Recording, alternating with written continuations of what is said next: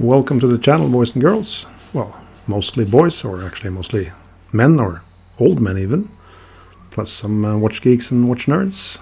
Great to have you with us.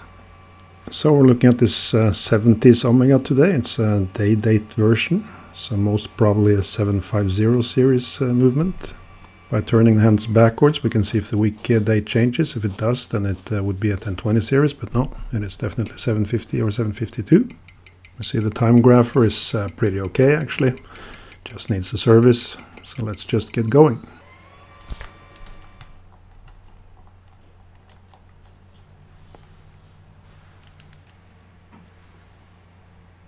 So it's a one-piece case, 20 microns gold plated. So we first need to take out the split stem. I have a nice little Burgeon tool for that. Then I tried using compressed air to pop the crystal, but that didn't work, so then we can use a syringe. Remember to press the stem back in before we try to take the movement out. And voila! So it's a reference number 166053.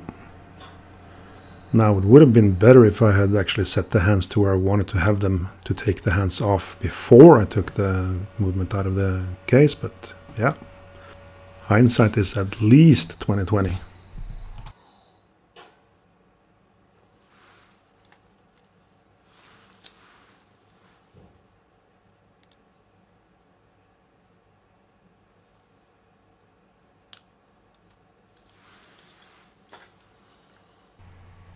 Hey, who let that shaky hands guy close to the dial with a metal tweezer?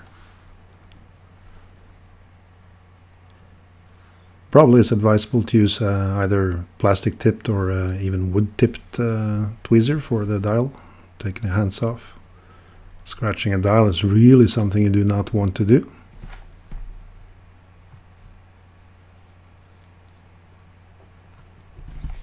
As you might hear, there are some building noises in the background. Makes it slightly more difficult to get into the Zen mode while you're servicing watches, but still.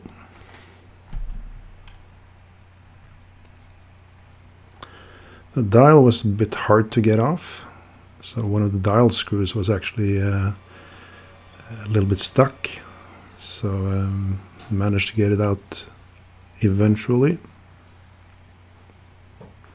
But one of the dial feet is a little bit bent, so we'll have to deal with that later.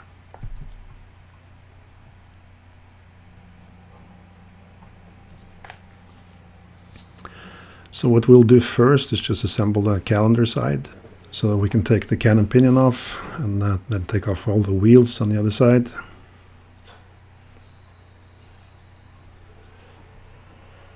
And it really is a lovely movement, isn't it?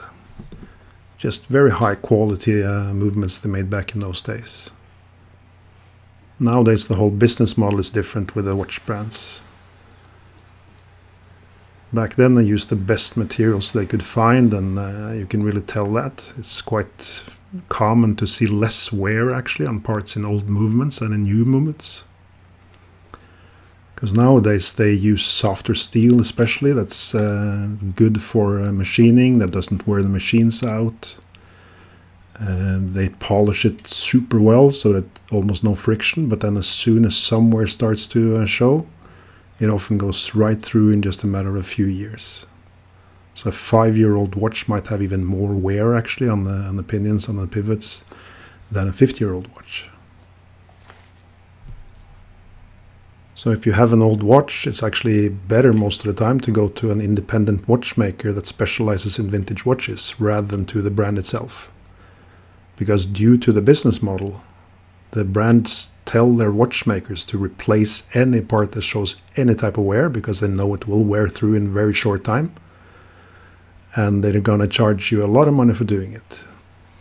As an example, we had a customer, a well-educated gentleman, who was a fan of LeCoulters. He had quite a few newer LeCoulters, but he also wanted one from his birth year. So he bought a beautiful Memovox from us from 1958. Now, after a week he came back and he was furious. The watch ran a little bit more than 30 seconds, 1.5 minutes fast over 1 week. which was much more than he was used to. So he took the watch to his LeCoultre watchmaker, and the watchmaker told him that, oh yeah, to make this watch run properly, and I know you cannot see it, but just trust me, I made the biggest air quote in the history of mankind just now, because a vintage watch running 30 seconds fast over a week is actually quite good, and certainly within what you can expect from a vintage watch. Now let's just take the balance of this one first before we get buried into all these digressions. Very important to be careful with the balance. If you mess up the balance when you service a watch, then you're in deep trouble. Let's put it safely aside. Now back to our rambling old man story. So the LeCoultre watchmaker told our buyer that he would have to change the center wheel, the third wheel, the fourth wheel. He would have to rebush the barrel bearings, dynamically poise the balance, and in general just do a lot of work to make the watch run properly. Now of course you typically don't buy a vintage watch because you want it to show time. Actually you don't buy any watch to show time nowadays anyway. You have your cell phones, time is shown everywhere around you, computers, TV screens, what have you. As men, it's not like we typically wear a lot of jewelry or that type of thing anyway, so a watch is more or less the one thing that we can really wear and sort of admire on our own wrist and on our fellow travelers' wrists. So we cannot really fault the gentleman for being so upset about it, but it is of course part of the whole thing when buying a vintage watch that you are buying an old piece of mechanics. It will not perform as it did when it was new some 50, 60, 70 years ago. And that's something that we need to, of course, educate our customers about. Still, of course, if you do buy an expensive vintage watch, you do want it to run well. And I would say that anything around 10 seconds plus minus per day is acceptable. Now, while we're talking about these things, we are continuing to disassemble watch in the background. Now, if you see something you think should be done differently, or if you have any comments about my story, feel free to post a comment below in all caps if you want. So now we're checking the end shake and side shake of the different wheels. Now, one thing that is not necessarily controversial, but definitely a thing that's a lot of discussion about is the type of tweezers people use. Personally, I've tried a lot of different tweezers, but sort of landed on these curved tip brass tweezers. I find that the curved tips just gives you a few more options, like picking the wheel straight up, for instance, like that. Now, the whole 550 series of movements is a really fantastic piece of mechanics, but one of the weaker points is around how the seconds pinion is used and how it's also then tightened. You have this little spring that rests on top of it, and if that spring is not tight enough, you will get the stuttering of the seconds hand. And that stuttering is quite common, but it's also something that's very easy to rectify. It's just important to pay enough attention to it when you make a watch ready.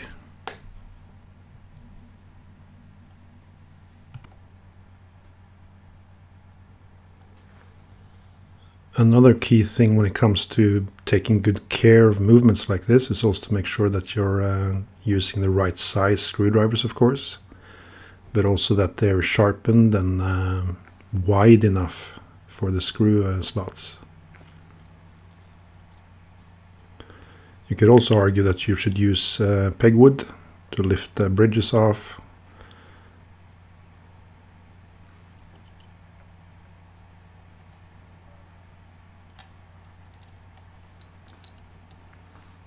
And now we're back over to the dial side. So the last thing we need to do to strip the movement is to take off the keyless works.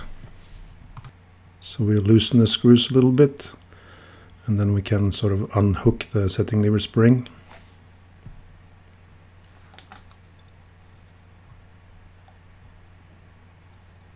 And then we can unscrew the rest of the cover plate.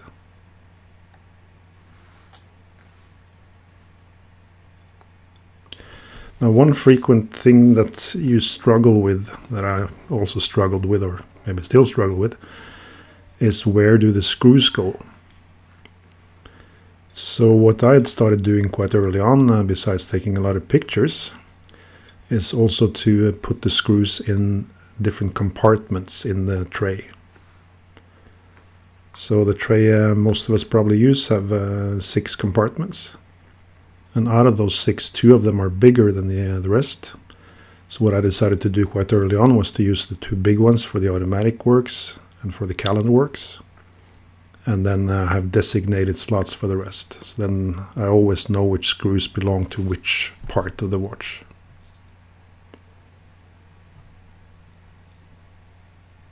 Also, when taking the Inca block spring out, I find it's actually very good to use the tweezer tips, because then you can also control the rest of the spring with it. So the spring doesn't jump off as it might do if it's a little bit loose in the setting. And then getting ready for the cleaning machine, we first put the balance back on. And then of course take the Inca block chaton and end stone out as well.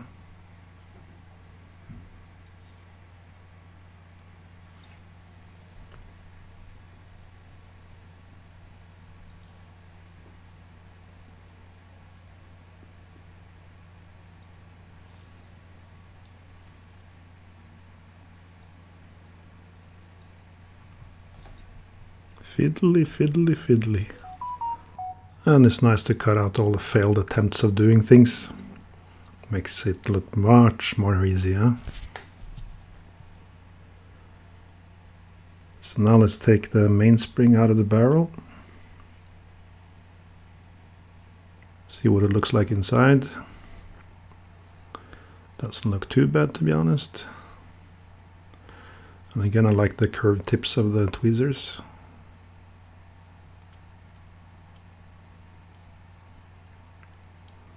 Now what you want to look at here is whether the spring is still springy, and if it has the good shape. If it does, you can reuse it. One can argue that for a vintage watch it's better to reuse the old spring if it's still in good shape, as a new spring might be a little bit too strong and cause more wear. And inside the barrel we don't want to see a lot of wear, as that might make the spring uncoil improperly, and thus mean a little bit erratic timekeeping.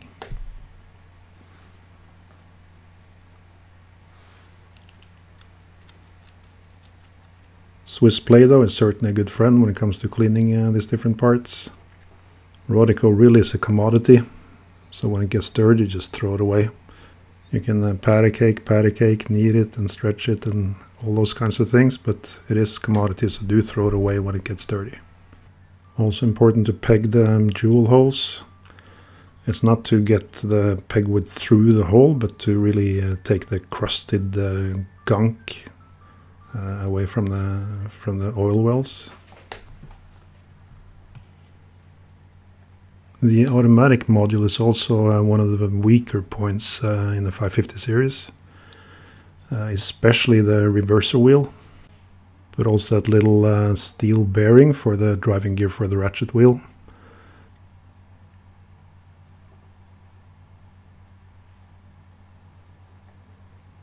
It is of course always important to examine all the different parts well, to look at the pivots, look that they're polished, there's no rust, all these things.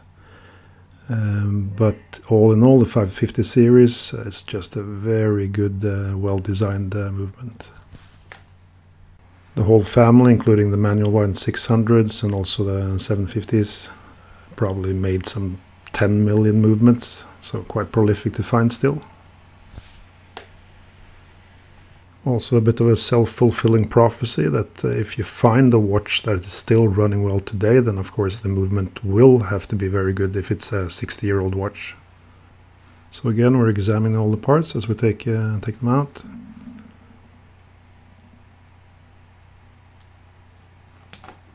Let's also peg these jewel holes. If the watch is very dirty, you can very successfully also use an ultrasonic cleaner for this. But first, peg.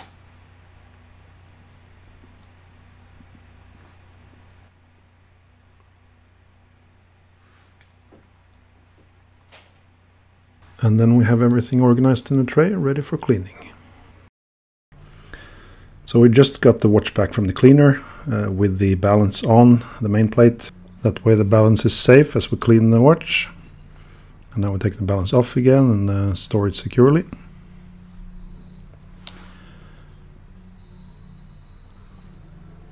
I didn't show that in the video, but I put the mainspring back into the barrel.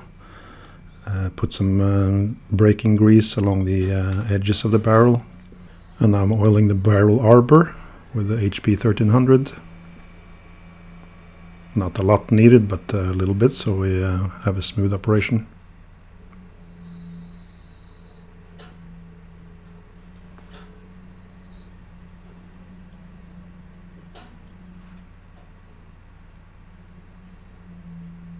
Yeah, those hands are a little bit shaky, aren't they? Let's make sure the center wheel runs freely. And then we put the screws back onto the barrel bridge and screw them down.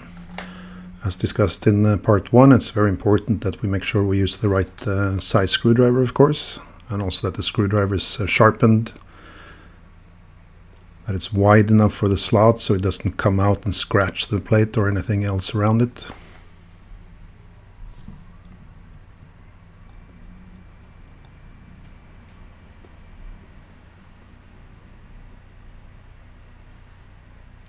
Again, checking that everything runs freely.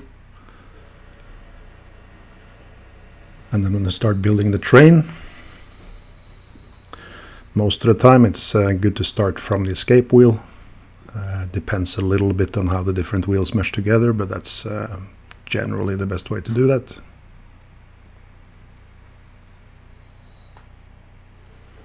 And this can also be fiddly.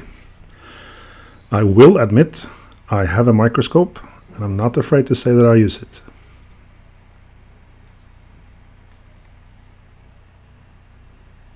Can be quite fiddly getting the pivots into the right hole sometimes. By the way, if you get the pivots into the wrong holes, then you have a bigger problem, but anyway.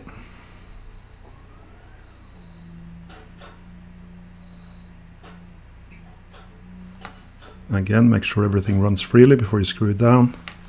You'd be surprised how easily 0.1 millimeter hardened steel breaks, or maybe not surprised, because it breaks very easily.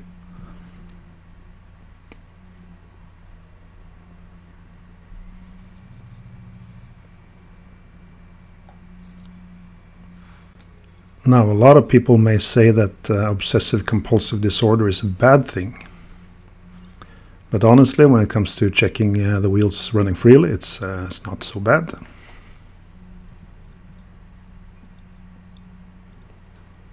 And with the train in place, we can start putting back the ratchet wheel and the crown wheel.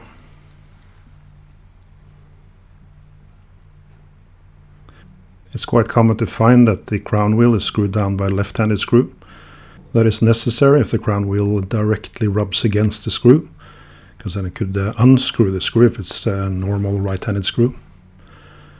You should be able to see that, either that the screw has this double thread on it to show that it's a left-handed screw, or you can see that if there is something between the screw and the crown wheel, as on this watch, then you can assume that the screw is a normal threaded screw.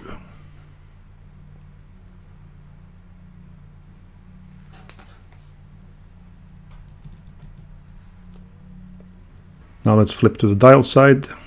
I like to take all the keyless works parts out of the box. Then we can grease and oil them as we put them on.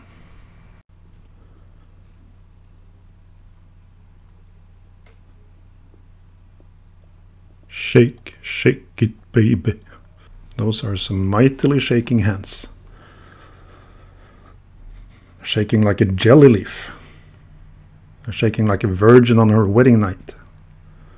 They're shaking like Oliver Twist asking for more gruel. They're shaking like a 7-year-old about to jump from the 10-meter diving tower.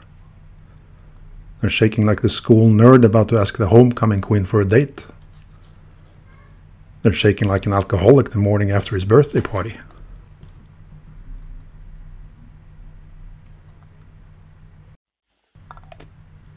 Jazz hands! Okay, so with that fun behind us, let's start putting the different pieces of the keyless works back in. Put some grease on the sliding pinion, on the winding pinion. Oh, shake again.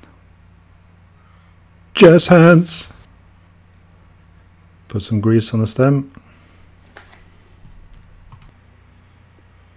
We don't want to use too much grease on these parts, but the stem is really no danger of putting relatively generous amount on.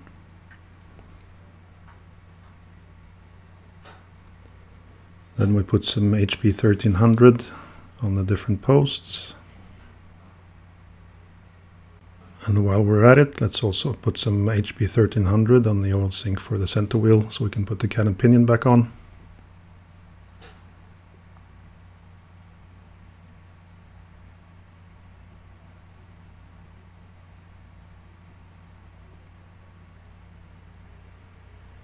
What is a really good tip until you start feeling comfortable and understand how every piece fits together with the other pieces is to take a lot of pictures. There's no shame in using your phone for that. A lot of people probably do more shameful things on their phones.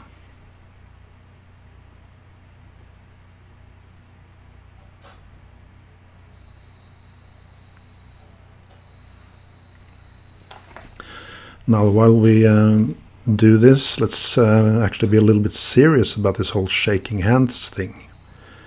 Because it is an issue, and I'm not that old. I'm much closer to 29 than to 80. But my hands shake, and that is not ideal, obviously. I actually lost a lot of jobs due to that. I had to let go of my brain surgery career. I was forced to leave the nuclear demolition team. I had to stop my volunteer work as a tiger groomer. And I was even told I should not come back to a hairdresser job, which was a little bit of a kick in the face, to be honest, but you know, that's how it is. Just one little thing here. I do like to put the cannon pinion back on before putting the minute wheel on. That makes it less of a risk of actually bending the teeth on the minute wheel if you press the cannon pinion back on later. But I said I would be serious about the shaking, and I'm not sure I was entirely serious, but to be serious, hands shake, and some people's hands shake more than others, and that's, you know, just how it is. What's possible is, of course, to rest your hands as much as possible on other things, and even support your fingers with the other hand, the other finger, like I'm doing here, to make sure that the screwdriver head goes nicely into the slot and stays there. So we're finishing up the keyless works, getting the cover plate back on, and then we just need to put some grease on the teeth of the setting lever spring. It's not a big thing if there's quite a lot of grease on this, given that this little plate to help the quick set date change slides over. But if you do put a little bit too much, you can always use some Rodico to take it off. We certainly don't want to have puddles of grease or oil floating around inside the watch. So as you can see, we flip the watch back over. We're putting the pallet fork into fix-a-drop to make sure that the grease or the oil that we're going to put on the pallet stones stay there. I'm not showing the oiling of that, but for a low beat watch like this, you can use Möbius 941, whereas for a high bit watch that is 28800 or faster, you would use 9415, which is more of a grease. That is to ensure that the grease doesn't get flung off the escape wheel. given the higher turning speed of the escape wheel in the high-speed watch.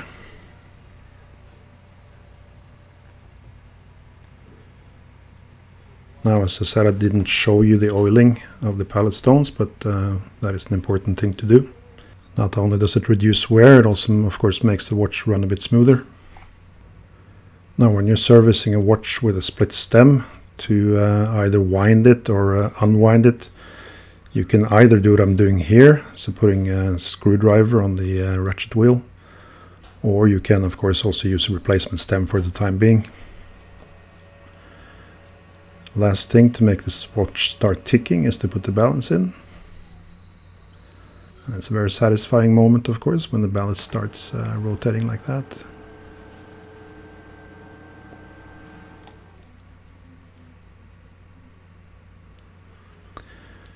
Now, what I'm doing here is not the best sequence of events.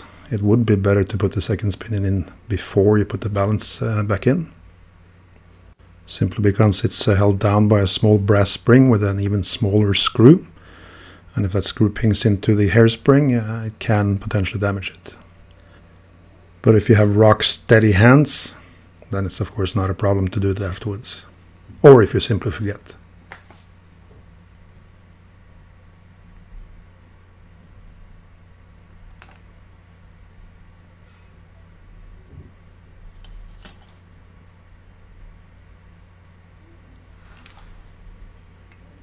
For the reverser wheel, we use Lubetta V105.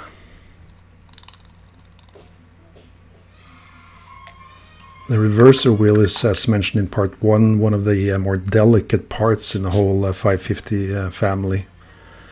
And you can also either get a special tool from Omega to open it up and even clean it properly inside. Or you can also make it yourself. That's also possible. It's not a very complicated thing to do. I will show that in another video later. Now let's oil all the different pivot holes before we then finalize the automatic module.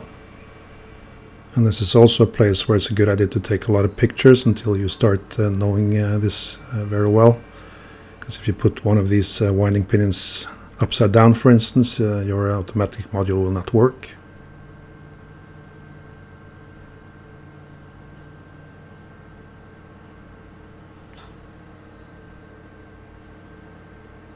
Also make sure that you use the right screws.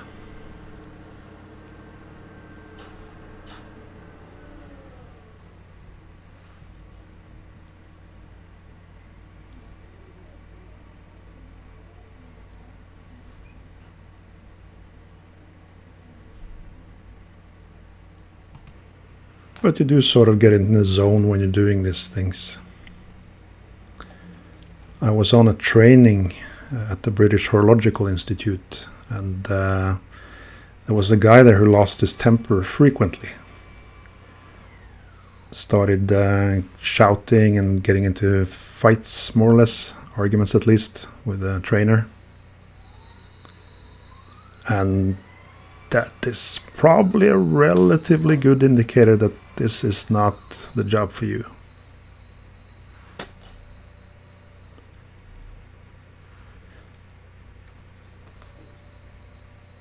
Now, speaking of the British Horological Institute, the BHI, they have a very good program in these COVID days. It's called the Distance Learning course. And it is a course you can do completely by distance, of course, ideally augmented with short courses that they do on premise. Very good for people who want to learn a little bit more themselves. Very good instructors, very knowledgeable people. And of course with the cuisine of the British kitchen, which is actually pretty good. Now we're over to the calendar works. As you might have seen in the part 1, when we checked which version of the movement with the weekday and date this was, the day and week date actually changed at the same time, so around midnight. There are different ways of doing that as well, but I was taught that it's better to have the date change at midnight and then the weekday a little bit later. And the reason is that it actually does take quite some power to turn those extra few wheels, those fingers that flip the date and weekday over. So it's better to spread them out a little bit. So what I'm aiming for here is to have the midnight show the date change, and then have the weekday change over a little bit later, around 1 o'clock, 2 o'clock, something like that. We'll see how that goes.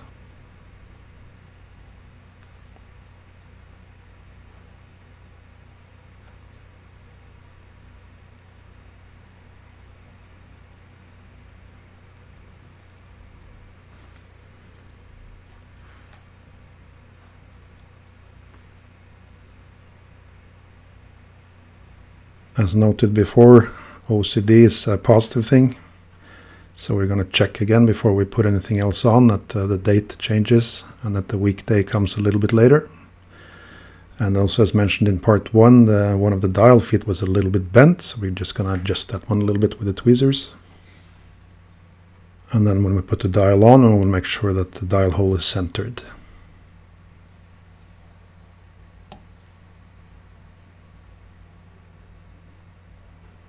And yeah, that looks good.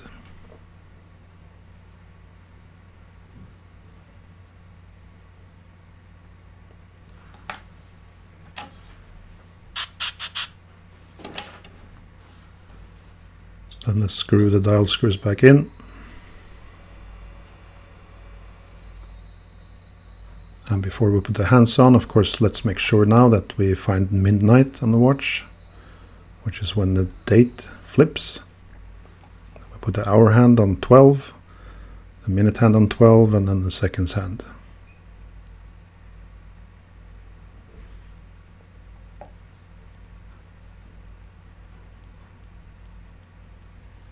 You want to make sure that the hands run parallel to the dial, and also that they don't rub on each other.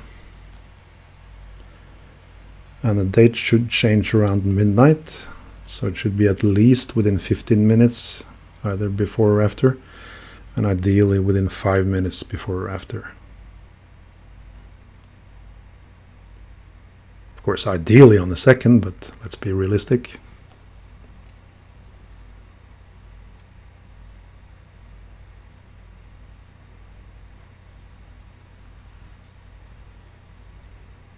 And it does seem somehow my hands are a bit steadier when they're around the dial, which is a good thing.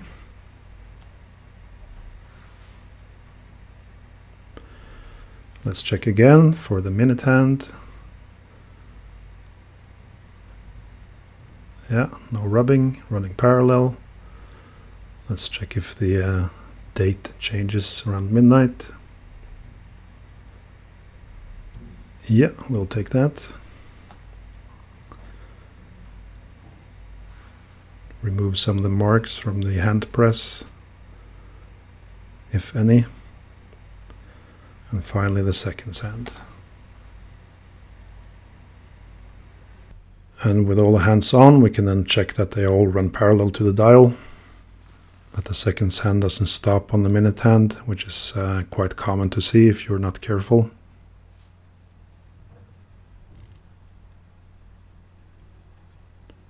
And this is something you should do over the whole dial, because if the hands are not completely parallel, they will look good in one case, but maybe rub on another side of the dial.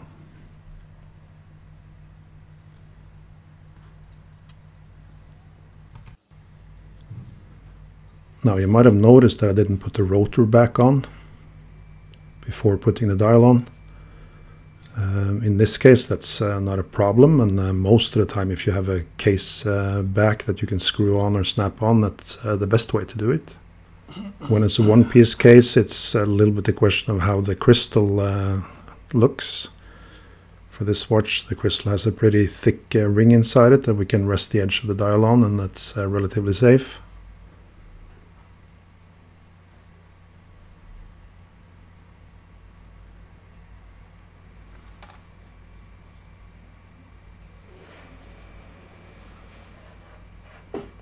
What we also didn't show in this video is the demagnetization and the testing of the movement before putting the dial and hands back on. Also something that's very much advisable before you assemble the whole watch. If you then find it's running a lot too fast or a lot too slow, then yeah, you have a lot of extra work to do.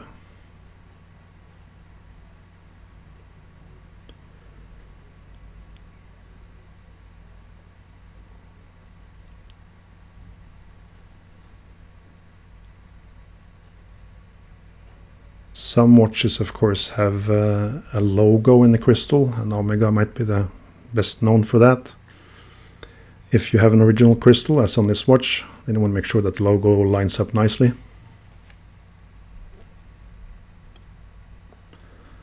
So let's first clean the crystal, make sure there's no fingerprints, no dust, debris of any kind. Then we'll line up the logo before we put it on the crystal press. Crystal presses are pretty simple devices. It's just important to use the right size dies. You have plastic dies, or you have bronze or brass dies like these. So it's important to protect the case back and the crystal, of course. The lower die should be a good fit to the case back, so it stays centered, while the upper die should be a good tight fit around the crystal, just pressing the sides of the crystal down into the case.